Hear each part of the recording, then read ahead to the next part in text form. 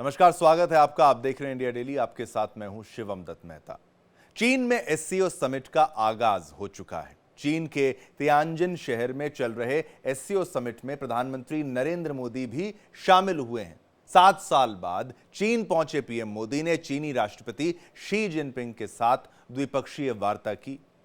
दोनों नेताओं के बीच तकरीबन 50 मिनट तक बातचीत हुई है। इस बातचीत में दोनों नेताओं के बीच कई अहम मुद्दों पर चर्चा हुई।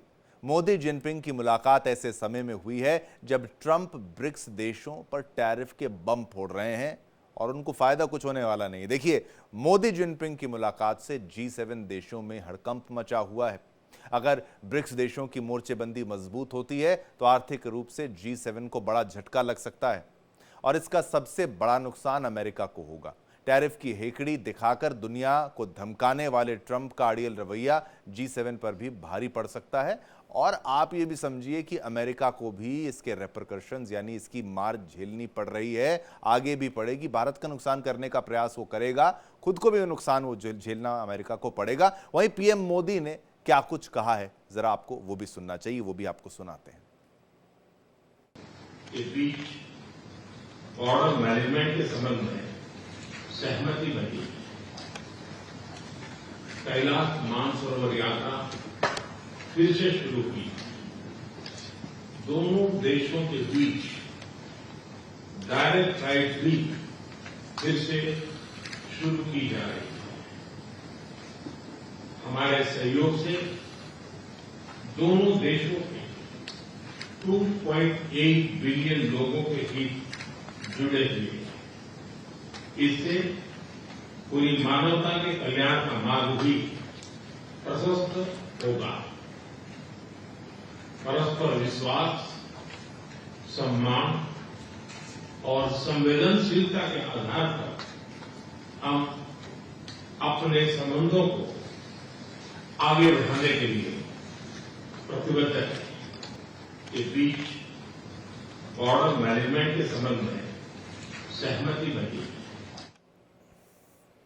तो आपने देखा, यहां पर प्रधानमंत्री नरेंद्र मोदी का बयान भी आपने सुना और ये हाथ मिलाते हुए तस्वीरें भी पूरी दुनिया इसको देख रही है। अमेरिका देख रहा है, यूरोप इसको देख रहा है और हर कोई अपने अंदाज में इसको समझने का प्रयास कर रहा है, क्योंकि अब जहां पर पहले ये कहा जाता था और हालत ये थी कि भाई चीन और भारत के बीच में रिश्ते बेहतर नहीं हो पा रहे थे, अब ट्रंप के टैरिफ के बाद एससीओ समिट के दौरान ये तस्वीरें सामने आई है, जहां भारत का रवैया जो है चीन को लेकर थोड़ा सा यहां पर पॉजिटिव आप देख सकते हैं, सकारात्मक देख सकते हैं और चीन की तरफ से भी काफ़ी गर्मजोशी से स्वागत प्रधानमंत्री नरेंद्र मोदी जी का जो है वो किया गया है। और ये मुलाकात की तस्वीरें और मुलाकात जो है काफ़ी लंबी चली भी है, 50 मिनट तक क्या कुछ हुआ है और काफ़ी अपडेट्स भी उसमें सामने आए हैं। पहले से अब काफ़ी बदलाव रिश्तों में देखने को मिलेंगे। चलिए, अब एससीओ के बारे में भी आपको बताते हुए चलते हैं, लेकिन इस वक्त हमारे साथ जो मेहमान हैं उनका भी रुख करते हैं। हमारे साथ एक्सपर्ट्स का पैनल जो है वो जुड़ चुका है और उनके पास चलेंगे। हमारे साथ इस वक्त स्वागत करना चाहूंगा प्रोफेसर स्वर्ण सिंह, इंटरनेशनल स्टडीज जेएनयू के। आपका बहुत बहुत धन्यवाद सर, आप यहां पर आए, अपनी कीमती वक्त निकाला। अनुराग वर्मा, वरिष्ठ पत्रकार, आपका भी बहुत बहुत धन्यवाद, आप भी यहां पर आए। चलिए, शुरुआत जो है प्रोफेसर स्वर्ण सिंह आपसे कर लेते हैं। अगर कूटनीति के लिहाज से देखा जाए तो भाई there are no permanent friends, no permanent enemies. कोई आपका हमेशा दोस्त नहीं रहता, हमेशा दुश्मन नहीं रहता। ये आरआईसी जो उभर के सामने आ रहा है, रशिया का तो हित है ही इसमें, चाइना का हित तो है ही इसमें, ट्रंप वाला एंगल तो है ही, लेकिन इंडिया बेनिफिट करेगा, उसको फायदा मिलेगा या फिर नहीं? दोनों तरफ से खाली अभी टाइम लगेगा समझने में, भारत के लिए भी अभी बहुत शुरुआती दौर में ये है। देखिए, रूस से तो भारत के रिश्ते प्रगाढ़ हैं ही पहले से ही। रक्षा के उपकरणों के आयात के अलावा हमारी आपस में साझेदारी नवाकार से लेकर शोध से लेकर विकास और उत्पादन तक बनी हुई है। पर हालांकि रूस का जब हिस्सा भारत के रक्षा उपकरणों के आयात में थोड़ा कम हुआ तो पिछले 4 वर्षों में हमने देखा कि ऊर्जा का एक बहुत बड़ा साझेदारी बनी है दोनों तरफ से। तो रूस के साथ तो सुदृढ़ रिश्ते पहले से ही हैं। चीन के साथ रिश्तों में काफी चिंताएं भी हैं और काफी उम्मीदें भी हैं। चाहे आप देखें तनाव रहे तब भी व्यापार के रिश्ते हमारे रहते हैं।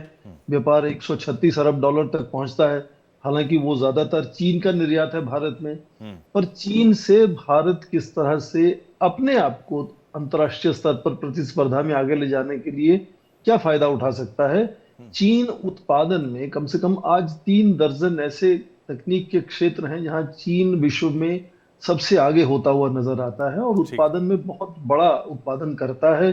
तो भारत यदि उससे जुड़कर अपने उत्पादन को सुदृढ़ कर सकता है, मेक इन इंडिया जो हमारा है, कि हमारे यहाँ आए उत्पादन करें और भारत का निर्यात उससे बढ़े, तो यदि उस तरह का फायदा हो सकता है तो भारत जरूर कोशिश करेगा एक सवाल स्वर्ण सिंह जी, प्रोफेसर साहब आपसे ये भी रहेगा कि एक तो मेक इन इंडिया एक चीज हो गई और इंडियन कंपनी एक चीज हो गई, और अगर चाइना के सहयोग से सामान बनाया भी जा रहा है तो क्या हम फुल्ली इंडिपेंडेंटली ऑपरेट कर पाएंगे चीन की तरीके से? ये एक विषय रहेगा। पहले आप जवाब दीजिएगा। अनुराग जी, आपसे भी मेरा ये प्रश्न रहेगा। पहले एक शॉर्ट कमेंट स्वर्ण जी आपका इस पर। यही सवाल एक जमाने में लोग चीन से भी पूछते थे कि जितना भी चीन में उत्पादन होता है वो सारी जो पश्चिमी देशों की बहुत ही अति आधुनिक कंपनियां थी उन्हीं के लिए उत्पादन होता था। ठीक। तो क्या ये जो चीन का व्यापार है, चीन का जो निर्यात है, वो चीन का है भी या नहीं है? कुछ लोग विशेषज्ञ कहते थे कि 44% चीन का जो कुल निर्यात है उसमें 44% चीन का है, बाकी विदेशी कंपनियों का ही वहां से उत्पादन करके निर्यात होता है। ठीक। तो अपने देश को आगे बढ़ाने के लिए इस तरह की साझेदारी बनानी पड़ती है और चीन उसका उदाहरण है अपने आप। ठीक है, ठीक है, मतलब एक पॉजिटिव आउटलुक आपने यहां पर दिया कि भाई चीन से भी हमें लाभ हो सकता है। अनुराग जी, आप अब इस पूरी मीटिंग को किस तरीके से देखते हैं? कई पहलू यहां पर कवर हुए, यानी कि बॉर्डर इश्यूज जो हैं उस पर बातचीत हुई है, और आपने ये भी देखा कि पहले से जो टेंस एनवायरनमेंट है उसमें थोड़ा सा नर्म रुख जो है दोनों की तरफ से इख्तियार किया गया है। लेकिन ये लंबे समय तक चल सकता है? क्या हमें भरोसा करना चाहिए, या फिर केवल ट्रंप ने जो गलती कर दी या फिर जो उन्होंने चाल चलने का प्रयास किया कि भाई टैरिफ लगाऊंगा और दुनिया पर दबदबा होगा, वो तमाम चीजें वहां पर वो चीज फ्लॉप हुई तो ये एक नया एवेन्यू खुल गया? देखिए शिवम जी, सबसे बड़ी चीज है अंतर्राष्ट्रीय रिलेशन में या कहीं भी किसी भी राजनीतिक मंच पे कोई भी परमानेंट दोस्त नहीं होता, कोई भी परमानेंट दुश्मन नहीं होता। समय देश काल परिस्थितियों के अनुसार चीजें बदलती रहती हैं। और राष्ट्रपति ट्रंप ने एक चीज जो उनकी वजह से जो डेवलपमेंट हुआ, ये हुआ कि रिक कंट्री रशिया, इंडिया और चाइना एक नेचुरल अलायंस बनने की दिशा में बढ़ने लगे। मैंने कई बार डिबेट्स में एक बात जरूर बोली है, और वो मैं यहां भी बोलना चाहूंगा कि राष्ट्रपति ट्रंप जितने बड़े देश के राष्ट्रपति हैं, जितने शक्तिशाली देश के राष्ट्रपति हैं, उनकी खुद की गंभीरता उस पद के साथ मैच नहीं करती है, जिसकी वजह से विश्व में एक नए परम्यूटेशन कॉम्बिनेशन तैयार हो रहे हैं, जो हम आज ब्रिक्स के एससीओ समिट के नाम पे देख रहे हैं। एक जो नया अलायंस बन रहा है वो इसी दिशा में बन रहा है कि हम किस तरह से ट्रंप की सत्ता को, देखिए ट्रंप के पास अभी बहुत टाइम है, अभी उनका टेन्योर शुरू हुआ है, और जिस तरह से उनका जो अपना सोचने का तरीका है, अभी बहुत टाइम बचा है और कुछ भी लेकिन अनुराग जी, वो ट्रंप जो है वो यूरोपीय देशों पर दबाव बना रहे हैं कि भाई भारत के खिलाफ वो अब वो कर रहे हैं, ये एक पर्सनल लेवल पर ले जाने का प्रयास वो कर रहे हैं क्या? कि भाई उनको जो नोबेल प्राइज नहीं मिला है, पाकिस्तान से दोस्ती करना, ये भी एक संदेश था। हर चीज वो कर रहे हैं जहां पर भारत को चुभे, भारत को बुरा लगे। शिवम जी, मैंने उसको एक ही लाइन में पहले बोल दिया। हाँ। कि इतने बड़े देश के, इतने बड़े शक्तिशाली देश के राष्ट्रपति को, इतने बड़े देश के मुखिया का जो व्यवहार होना चाहिए वो दुर्भाग्य से डोनाल्ड ट्रंप के पास नहीं है, जिसका ये हम और आप जो डिस्कशन कर रहे हैं ये उसी की परिणति है कि उनके पास वो गंभीरता नहीं है। आज जो हाँ, नहीं, ये एक जो आपने बात कही इससे ये है कि आजकल तो लोग उनके बारे में थोड़ा शक भी करने लगे कि वाकई किस मेंटल स्टेट में हुए हैं कि कुछ डिसीजंस बहुत रैश होते हैं, इस तरीके से देश नहीं चलाया जा सकता। शिवम जी, एक चीज मैं थोड़ा सा बोलना चाहूंगा यहाँ पे। एक चीज और भी बहुत इंपॉर्टेंट है कि राष्ट्रपति ट्रंप कोई डिप्लोमेट नहीं है, वो बिजनेसमैन। राजनीतिज्ञ नहीं है, वो पॉलिटिशियन नहीं है, वो व्यापारी हैं। तो उनको एक व्यापारी की तरह से डील करने की आवश्यकता है। उनके जितने भी नेगोशिएशंस होते हैं कि वो ये होते हैं कि आप मुझे क्या दे रहे हो, मैं आपको क्या दे रहा हूं, उस तरह का व्यवहार उनका होता है। जिस तरह लेकिन से हमारे वही अनुराग रूस जी, के साथ व्यापारी भी संबंध तो है। दो तरीके के होते हैं। एक होती है कि मीठी जबान रख के बात करते हैं कि भाई आओ ग्राहक समझो ये तमाम चीजें। यहां तो वो इस तरीके से ऑपरेट कर रहे हैं जैसे कोई अपनी कंपनी चला रहे हैं, हायर एंड फायर एटीट्यूड के साथ। ये बेहद खतरनाक हो सकता है। हाँ वो वही चला ही रहे हैं। हाँ। उनके जिस चाहे चाहे पाकिस्तान हो चाहे इंडिया हो, हर जगह पूरे विश्व में इस समय उनकी अपनी कंपनी के बिजनेस इंटरेस्ट हैं, जो प्रोटेक्ट करना उनके लिए ज्यादा आवश्यक है। ठीक है, ठीक है। हाँ, ये उनको समझना होगा। पाकिस्तान को हाँ, जो उन्होंने बिल्कुल। ये पाकिस्तान को जो उन्होंने इतनी इंपॉर्टेंस दी, उसमें उनके बिजनेस इंटरेस्ट है। वहां पे उनके मिनरल्स के उन्हें निकालने बलूचिस्तान में, ठीक। उनके जो क्रिप्टो करेंसी के उनको उनके उन्होंने खुद वो कॉन्ट्रैक्ट ले लिया है, तो उनके पाकिस्तान में बिजनेस इंटरेस्ट हैं। इस तो पहलू पे उस भी, चीज को इस पहलू पर भी मैं आपके पास आऊंगा। कैप्टन श्याम कुमार जी भी हमारे साथ जुड़ चुके हैं, रक्षा विशेषज्ञ भी हैं। ये एक बात है कि क्या जो एक एज अ डिफेंस एनालिस्ट और इंटरनेशनल अफेयर्स एक्सपर्ट के तौर पर भी क्या भरोसा होता है चीन पर? चीन की तरफ से चाहे कितना भी अच्छा स्वागत कर लिया जाए, एक बात है चीन को समझने की कि भाई चीन एक व्यापारी सोच रखता है कि भाई उसके लिए बिजनेस सब कुछ है। कैप्टन श्याम कुमार जी, तो क्या आप एज अ डिफेंस एनालिस्ट, रक्षा विशेषज्ञ, वो ट्रस्ट करते हैं या फिर नहीं, जो हो रहा है थोड़ा सा आप भी वेट एंड वॉच करेंगे, थोड़ा सा टाइम आप भी लेंगे कि भाई वाकई शी जिनपिंग पर भरोसा करना सही गलत के तौर पर? क्या आपकी टिप्पणी रहेगी श्याम कुमार जी आपसे? धन्यवाद शिवम। जय हिंद। जय हिंद सर। सनो वरुणा। हाँ डिप्लोमेट सोल्जर हूं पहले तो डिफेंस के अलावा राजनीति की भी बात करूंगा, कूटनीति की भी बातें करूंगा, गहरे समुद्र से कुछ तथ्य भी बताऊंगा जी। मैं मानता हूं कि प्रधानमंत्री जब चाइना गए हैं एससीओ समिट में 7 साल के बाद, तो सोच समझकर गए हैं और सिर्फ जिनपिंग से मिलने नहीं गए। तो ये मान के चलना कि एससीओ समिट में गए हैं, वो अपनी मौके की तलाश करते हुए दूसरे काम से भी गए हैं।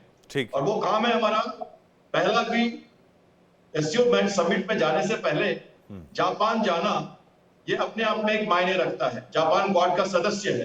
ठीक है। दूसरी बात, ऑस्ट्रेलिया का बयान 2 दिन पहले कि वो ये टैरिफ जो अमेरिका ने डाला है उसकी वो भर्त्सना करते हैं और इंडिया के साथ वो सहयोग करके अपना व्यापार बढ़ाना चाहते हैं और पीयूष गोयल जी को वहां बुलाना चाहते हैं। उनके ट्रेड मिनिस्टर ने कहा, उनके फॉरेन मिनिस्टर ने कहा, और उन्होंने कहा कि हमें विकल्प तलाशने हैं और एक नजदीक देश भारत है जिसके साथ मेरे संबंध है। बिल्कुल। अगेन मैं बताऊं, क्वाड का सदस्य है ऑस्ट्रेलिया, तो आप समझ सकते हो टैरिफ के बाहर का भी एक मुद्दा है। दूसरी बात है, जेलेंस्की से बात की है प्रधानमंत्री ने जाने से पहले, और जेलेंस्की ने उनको कहा है कि आप कुछ करिए, और जेलेंस्की को उन पर भरोसा है। पिछले एससीओ समिट में हमारे प्रधानमंत्री ने कहा था पुतिन जी को कि युद्ध का समय नहीं है। बिल्कुल। तो पहला ट्रायंगल बनता है अमेरिका, चाइना और इंडिया का जो टैरिफ का इशू है, और उसके साथ वो पुतिन का बनता है कि हम पुतिन से क्या बात करेंगे इस मामले में और कैसे आगे देखेंगे टैरिफ को। और दूसरा बनता है जेलेंस्की, रशिया और इंडिया का। तो ये 2 ट्रायंगल हैं जिस पर बायलैटरल टॉक के अलावा जो साइड टॉक्स होंगे वहां प्रधानमंत्री अपनी बात करेंगे। और तीसरा एक और ट्रायंगल छोटा सा है, वो है टेररिज्म की बात होती है। एससीओ बना था वातावरण समन्वय, कोऑर्डिनेशन टेररिज्म के अगेंस्ट में, रीजनल स्टेबिलिटी के लिए। तो वो पाकिस्तान का मुद्दा जो है वो चाइना के साथ अभी भी ज्वलंत है। तो ये तीसरा ट्रायंगल है जिसमें नहीं, ये कैप्टन साहब यही मेरे क्या होना और उसके साथ में जी ये मिनट और समय दीजिए मुझे। हाँ बोलिए, चलिए बोलिए। हाँ आप बोलिए। हाँ जी, तो मैं ये कहना चाहता हूं कि ये 3 मुद्दे हैं और उसके बाद जिनपिंग और भारत। सिर्फ हम बॉर्डर की बात ना करें, गलवान की तरफ, हम थोड़ा दक्षिण की तरफ देखें। जब प्रधानमंत्री कहते हैं कि हमें विश्वास और सम्मान और संवेदनशीलता को ध्यान रखना होगा, बॉर्डर पर शांति और स्थिरता है, ये कहा है उन्होंने। मैं उसी को समझाना चाहता हूं कि जो टैसिटली इंडियन ओशन में लगातार पीएलए नेवी की बढ़ोतरी, हमारे शिप्स जब फिलीपींस गए और जब कोऑर्डिनेटेड पेट्रोल किया साउथ चाइना सी में, तो हमारे शिप्स को उन्होंने शैडोइंग किया और भर्त्सना की हमारी कि आप यहां क्यों आ रहे हैं। उनका जिबूती में बेस बन जाए, उनके एयरक्राफ्ट कैरियर की डिप्लॉयमेंट अगले 3-4 सालों में इंडियन ओशन में होने लगी। वो श्रीलंका को उकसाएं, हम्बनतोता में जाए, कोलंबो पोर्ट को ले लें, या तो वो अटॉल ले लें हमारे मालदीव्स का, या म्यांमार को उकसाएं।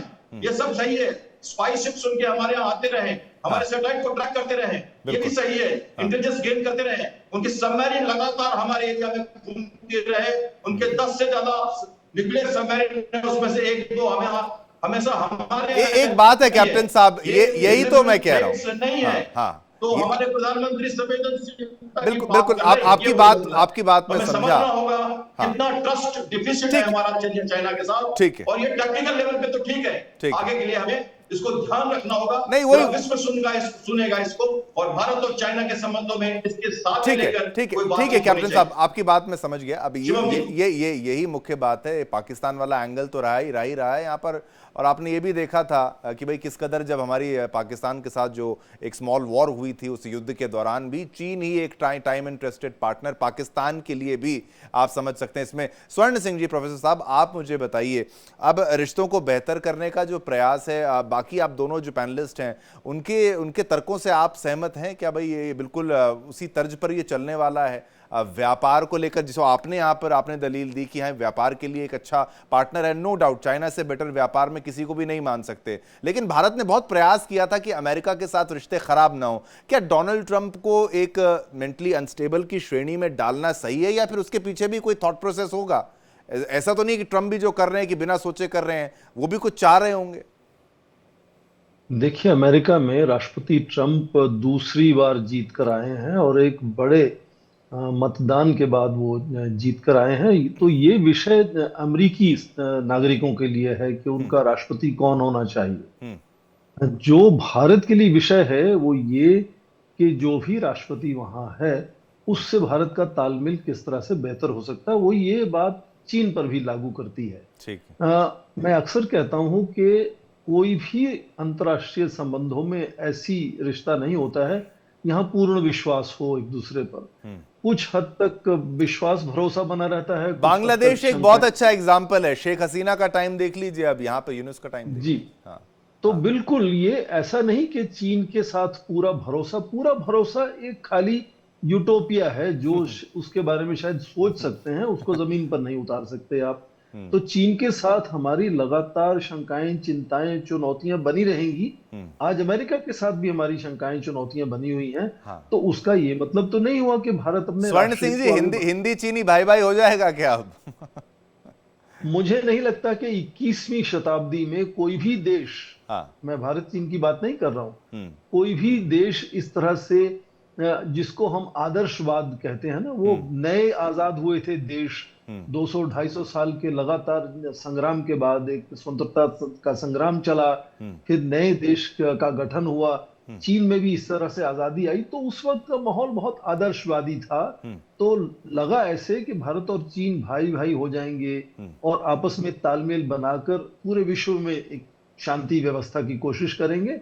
वो सोच उस परिप्रेक्ष्य में समझ आती है, पर जब आप सत्ता में आते हैं, आप देखें विरोधी दल कैसे बात करते हैं, वही विरोधी दल जब सत्ता में आ जाते हैं तो कैसे बात करते हैं। बिल्कुल ठीक उसी तरह से जब जो स्वतंत्रता संग्रामी थे वो जब सत्ता में आए, जिम्मेदारी उनके ऊपर पड़ी, तो उनको लगा कि कई मुद्दे हैं जो आपस में हमें उलझाएंगे, और सीमा का मुद्दा सबसे बड़ा उलझाने वाला मुद्दा बना। उसको लेकर युद्ध हुआ और उसको लेकर ही आज तक हमारी आपस में तनाव है या तालमेल नहीं बन पा रहा है या चिंताएं हैं। लेकिन इसके बारे में तो चर्चा हुई ना, बॉर्डर इश्यूज तो यहाँ पर एड्रेस किए गए। ये एक पॉजिटिव आउटलुक है, मानसरोवर यात्रा और फिर फ्लाइट्स। उनका प्रबंधन, उनका चिंताओं का प्रबंधन कैसे करना है, उस और कोशिश होती हुई लगातार नजर आती है। उसका ये मतलब नहीं कि आपकी चिंताएं खत्म हो जाए। हाँ, ये बेहतरीन बात आपने की। अनुराग वर्मा जी, आप मुझे बताइए कि भाई चीन को कहा जाता है विस्तारवादी सोच रखने वाला देश, की भाई एक्सपेंशनिस्ट पॉलिसी, वो कहता है ये हमारा नॉर्थ ईस्ट हमारा, अरुणाचल प्रदेश हमारा है,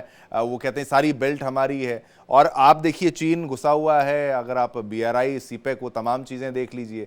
तो ये क्या उसकी सोच वहाँ पर भी रुक जाएगा? कहेंगे नहीं भाई मेरे को पैसा देखना है, व्यापार देखना है, ज़मीन का मैं क्या करूँगा, भारत से रिश्ते बेहतर कर लेता हूँ और अपनी पोजिशनिंग पीछे रख लेता हूँ। इस पर आपकी क्या टिप्पणी?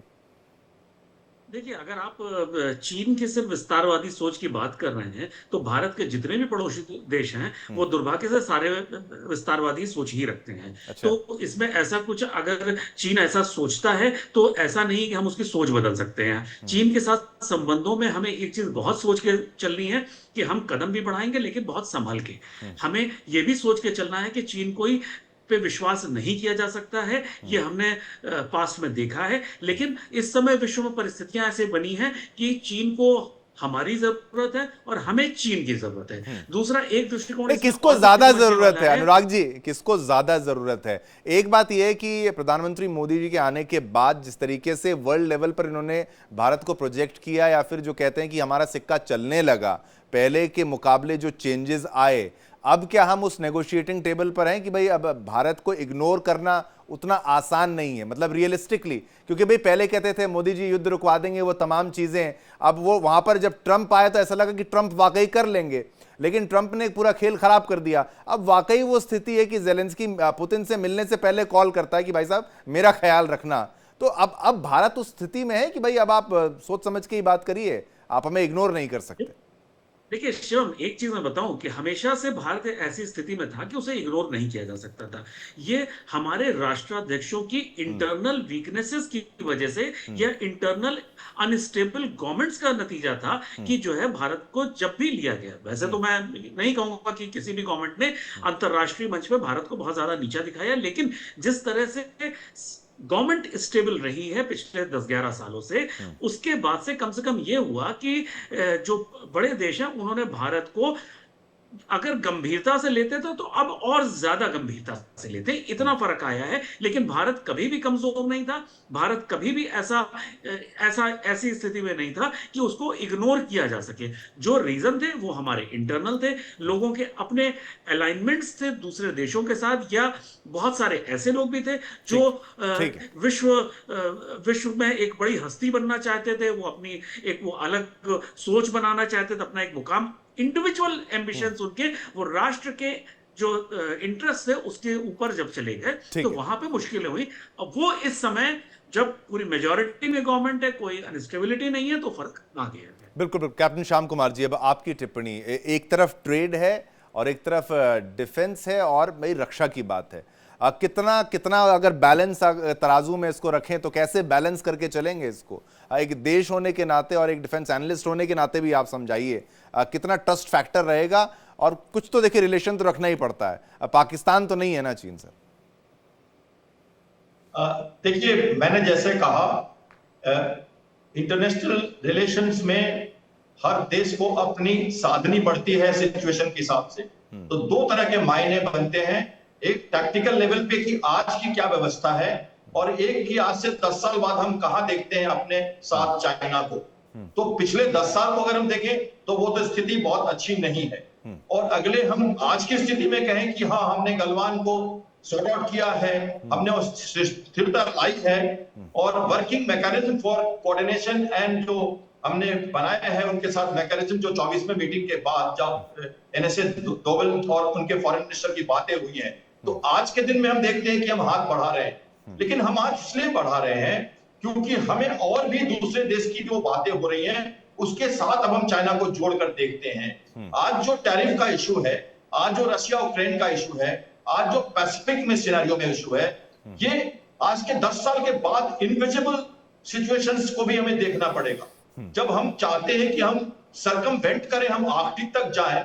हमारे प्रधानमंत्री जब ग्रीस गए थे, उसके बाद वो मंगोलिया भी गए थे, हमने उनको ऊपर से जाके भी देखा है, जो बहुत सालों के बाद कोई ग्रीस गया था और कोई मंगोलिया गया था। मंगोलिया नॉर्थ में है। भारत आर्कटिक रीजन पे अपनी पकड़ बनाना चाह रहा है। भारत के नौसेना के शिप्स मेडिटेरेनियन में और पैसिफिक में है। तो आज से 5-10 साल बाद क्या ट्रस्ट के साथ चाइना ये सीपैक छोड़ेगा, इंडियन ओशन की वर्चस्व के ऊपर अपना ध्यान कम करेगा? क्या ये सब बातें हम उनसे नहीं करेंगे? ये तो करना पड़ेगा। बिल्कुल, इसलिए तो उन्होंने कहा है संवेदनशील। समय कैप्टन साहब इतना ही था। मैं आप तीनों का धन्यवाद करना चाहूंगा, स्वर्ण सिंह जी आपका, अनुराग वर्मा जी आपका, कैप्टन श्याम कुमार जी आपका, तीनों का बहुत बहुत शुक्रिया। जिस तरीके से हर किसी ने अपने हिसाब से एनालिसिस करके बताया कि ये मुलाकात के फायदे कितने हैं और कहां पर कदम जो है फूंक फूंक के चलने चाहिए, ट्रस्ट कितना करना चाहिए और कितना डाउट रखना जरूरी है, उसके बारे में हमने चर्चा की।